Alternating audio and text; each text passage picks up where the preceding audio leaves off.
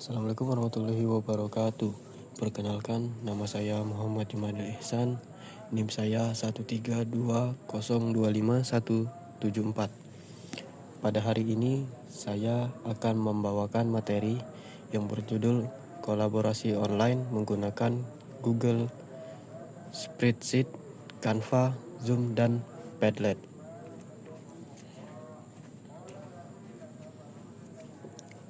Perkembangan teknologi informasi dalam beberapa dekade terakhir telah membawa perubahan besar dalam berbagai aspek kehidupan manusia. Berisi pertanyaan utama yang dibahas dalam makalah fokus pada pengertian kolaborasi online, peran aplikasi, serta kelebihan dan kekurangannya. Untuk tujuan penulisan, menjelaskan tujuan pembuatan makalah dan presentasi agar mahasiswa memahami konsep dan pemanfaatan aplikasi kolaboratif.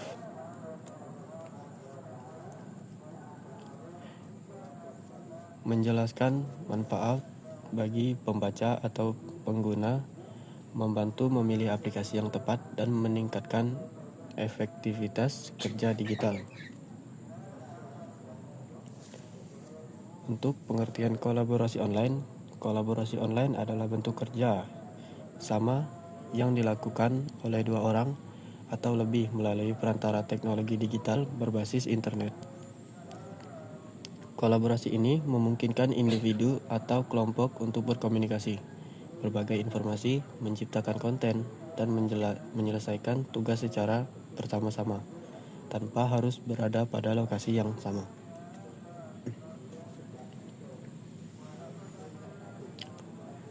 Ciri-ciri kolaborasi online menampilkan karakteristik utama kolaborasi online, bisa dilakukan real-time, fleksibel, dan hasil kerja tersimpan otomatis.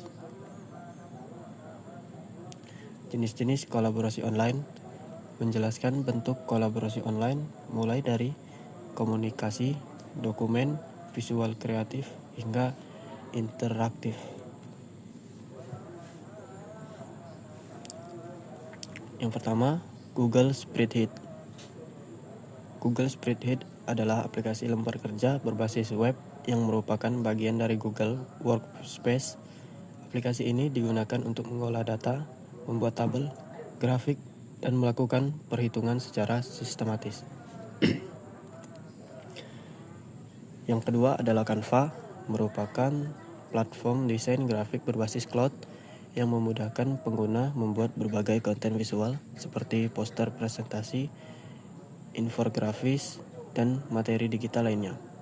Canva dirancang agar dapat digunakan oleh siapa saja, termasuk pengguna yang tidak memiliki kemampuan desain profesional. Yang ketiga adalah Zoom. Zoom adalah aplikasi komunikasi video berbasis internet yang digunakan untuk mengadakan pertemuan online secara real-time. Aplikasi ini memungkinkan peserta melihat, mendengar, dan membaca secara langsung meskipun berada di tempat yang berbeda. Zoom digunakan secara luas dalam dunia pendidikan, perusahaan, organisasi, dan komunitas karena kemudahannya dalam mengadakan pertemuan virtual yang berkualitas tinggi.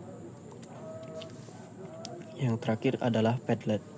Padlet adalah papan digital interaktif yang memungkinkan pengguna menambah teks, gambar, video, tautan, atau file lainnya dalam satu ruang kolaboratif.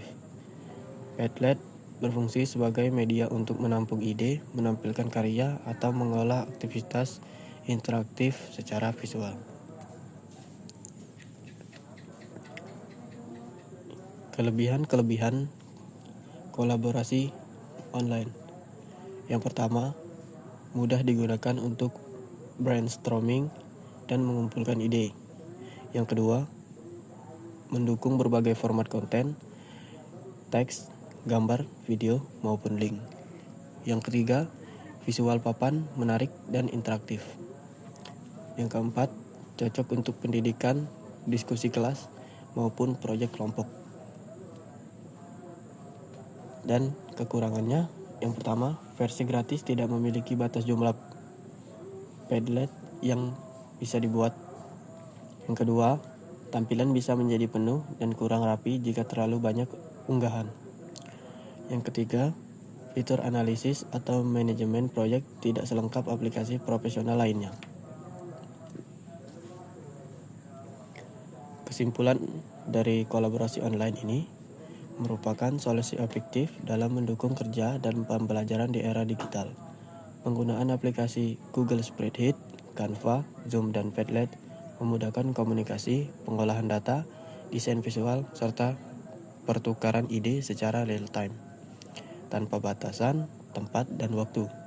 Meskipun memiliki beberapa keterbatasan, kolaborasi online tetap memberikan manfaat besar dalam meningkatkan efisiensi, produktivitas, dan kerja sama tim.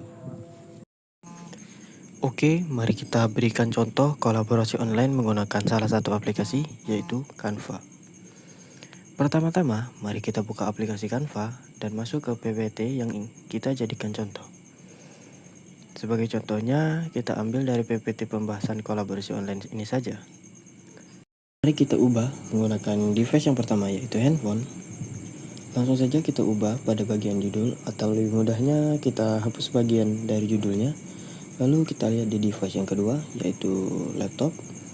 Apakah judul yang kita hapus di device yang pertama akan sama di device yang kedua? Dan ya, judul berhasil kita ubah. Oke, untuk contoh yang kedua, kita lakukan sebaliknya. Kita tambahkan kata pada judul PPT-nya dan kita lihat di device yang pertama apakah akan sama pada device yang kedua.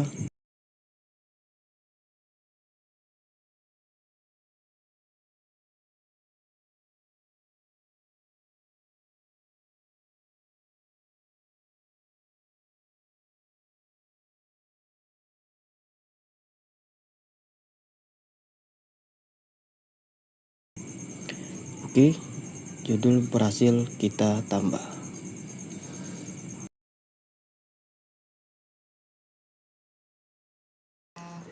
Oke, baiklah. Mungkin itu saja contoh kolaborasi online yang dapat saya sampaikan.